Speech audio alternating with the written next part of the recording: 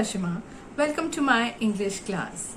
Dear students, today we will do part 2 of marks of punctuation and capital letters. Part 1 में हमने capital letters के बारे में सीखा और पार्ट 2 में हम full stop, comma, mark of interrogation और इन्वर्टेड कॉमास के बारे में सीखेंगे. So let's begin. Now our next punctuation mark is full stop.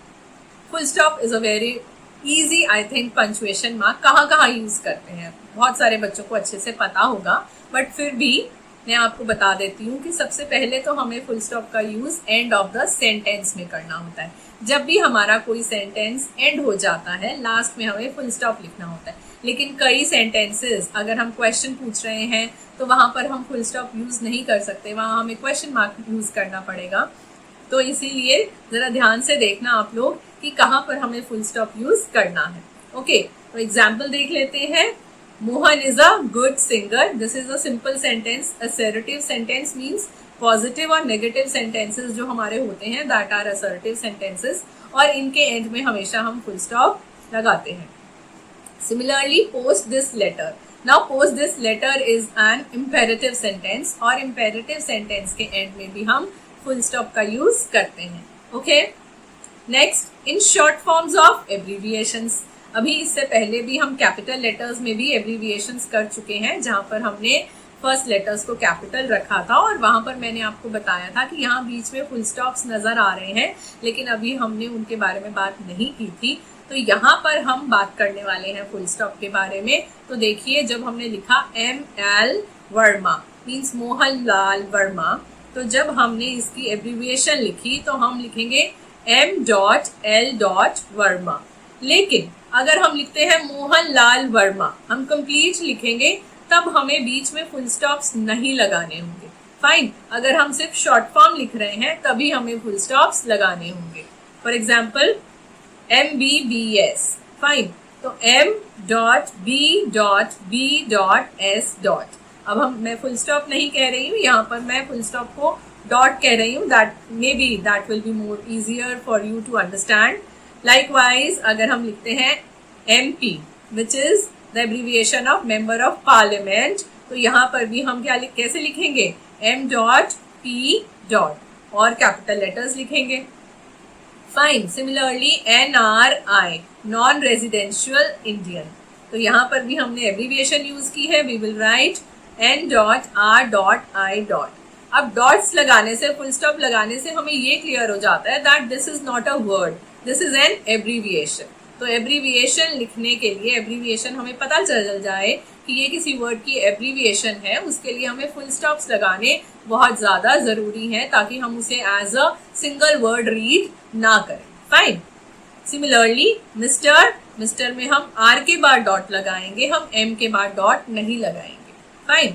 Similarly Mrs MRS, हमने 3 लेटर्स लिए हैं मिसेस के, तो इसीलिए हम S के बाद डॉट लगाने वाले हैं. Okay, now our next punctuation mark is comma. How do we write comma? This is like this. And where do we use comma? To differentiate 3 or more same parts of speech from each other. अगर हम same parts of speech के बहुत सारे words, now what are parts of speech like noun, pronoun, verb, adverb, adjective. अगर हम nouns 4 nouns लेते हैं, suppose एक ही लाइन में हम 4 नाउन्स या 4 वर्ब्स या 4 एडजेक्टिव्स लिखने वाले हैं, तो उनको डिफरेंशिएट करने के लिए, उनको अलग अलग करने के लिए हमें बीच में कॉमास लगाने पड़ेंगे. फाइन. किस तरह से?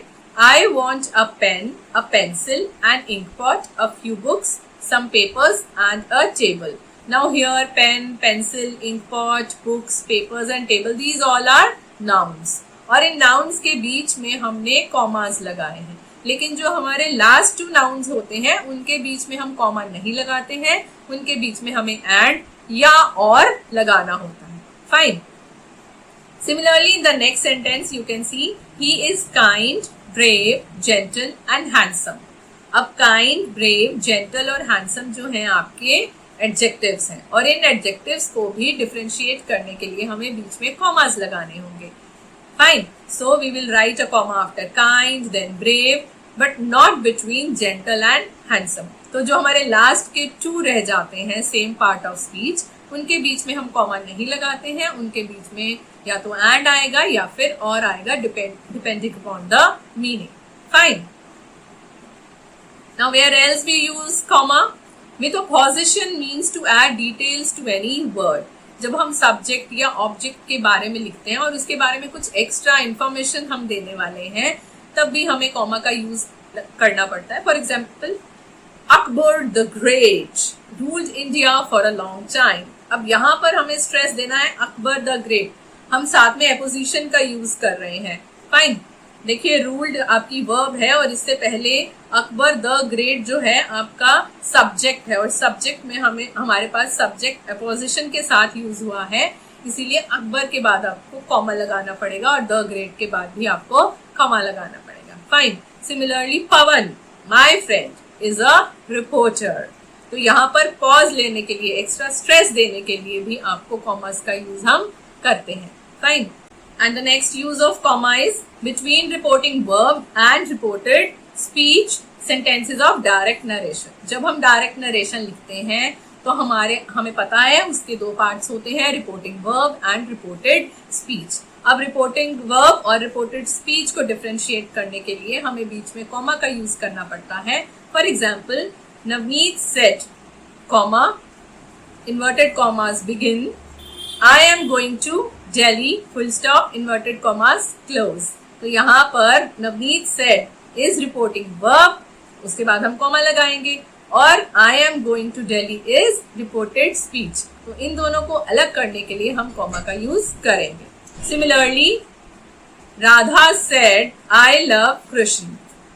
Radha said is reporting verb and I love Krishna is reported speech. यहाँ पर भी हम कॉमा का यूज करेंगे. Okay, students? और कहाँ हमने कॉमा का यूज करना है? It is with yes, no, well, sir, madam, please, thank you. जहां पर भी हम ये वर्ड्स यूज करेंगे वहां हमें कॉमा का यूज जरूर करना है.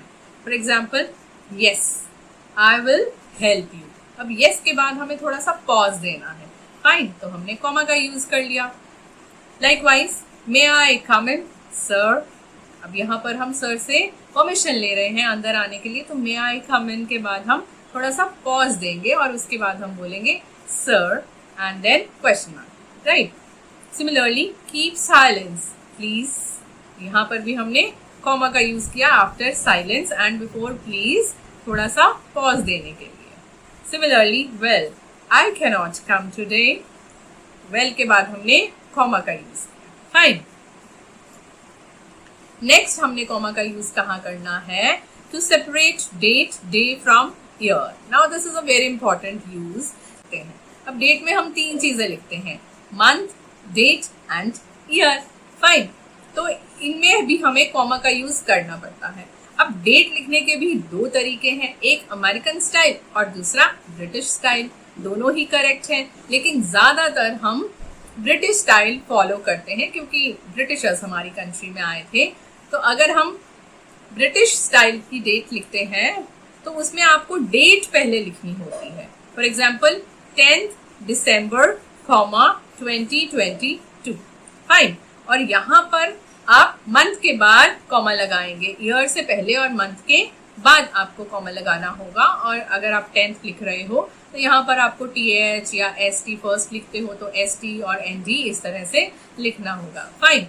Now second style of writing date is like May 10, 2022. इसमें हमने मंथ पहले लिखा. फाइन. और डेट हमने बाद में लिखी. अब यहाँ पर डेट लिखने के टाइम हमें TH या ST या ND कुछ भी यूज नहीं करना होता, लेकिन कॉमा जरूर यूज करना होता है. तो दोनों ही तरीके से अगर हम डेट्स लिखते हैं, दोनों में आपको ईयर से पहले कॉमा यूज करना पड़ता है. I hope you are clear with this use of comma. Next हमें कॉमा का यूज कहाँ करना होता है? To separate clauses beginning with when, if, as from principal clause. अब जब भी हम complex sentences लिखते हैं या compound sentences लिखते हैं तो उसमें अलग अलग clauses होते हैं. Fine. तो अगर आपका जो सबऑर्डिनेट क्लॉज है उसको आपने प्रिंसिपल क्लॉज से डिफरेंशिएट करना है, और अगर वो सबऑर्डिनेट क्लॉज आपका व्हेन, इफ, एज से स्टार्ट होता है तो आपको प्रिंसिपल क्लॉज से पहले कॉमा लगाना पड़ेगा. For example, when I saw a lion I ran away. Now here when I saw a lion is an adverbial clause और इसके बाद आप कॉमा यूज करेंगे. Then after you will write principal clause I ran away. Similarly in the second sentence, as I was going in, I met Subhash. अब I met Subhash is principal clause and as I was going in is an adverbial clause which is beginning with as और as से शुरू होने के कारण आपका ये clause जहाँ खत्म होता है as I was going in, उसके बाद आपको comma place करना होगा. Fine. Similarly, if you write if you work hard, you will get first division. अब इफ से शुरू होने वाला जो आपका क्लॉज है, इफ यू वर्क हार्ड, उसके कंप्लीट होने के बाद आप कॉमा लगाएंगे. Then you will write you will get first division which is a principal clause. Okay, now this was about comma. Now our next mark of punctuation is mark of interrogation और question mark. Fine, which we write like this. Fine, everybody knows that. Now where our question mark is used, it is used with direct question. जब भी हम कोई direct question put up करते हैं तो हम question mark का use करेंगे end में. We will not end up with a full stop. जहाँ भी end में question mark आ गया तो it means that is a question. For example, are you going to Jaipur? यहाँ पर आप क्या लगाएंगे? Question mark. ज्यादातर जो भी sentences आपके WHO वर्ड से शुरू होते हैं या helping verb और मॉडल से शुरू होते हैं वो हमारे क्वेश्चंस होते हैं, direct questions. WHO words like who, when, why, where. तो जो भी सेंटेंसेस आपके इससे बिगिन होंगे आपको लास्ट में क्या लिखना होगा? Question mark. सिमिलरली अगर आपके sentences is, am, are, was, were, has, have, had से बिगिन होंगे तो भी आपको एंड में क्वेश्चन मार्क पुट अप करना होगा क्योंकि वो हेल्पिंग वर्ब से स्टार्ट हो रहे हैं. That is a question. Similarly अगर आपका जो सेंटेंस है वो बिगिन होता है may, might, can, could, would, should, shall, might, इस तरह के वर्ड्स जो कि ऑक्सिलरी वर्ब्स हैं, मॉडल्स हैं, उनसे बिगिन होते हैं तो भी आपको एंड में क्वेश्चन मार्क लगाना होगा because that will become a direct question. For example, may I come in, can you do this, are you going, where are you going? So these all are questions and you have to write a question mark after every question. Fine. Next is while asking questions in sentences of direct speech.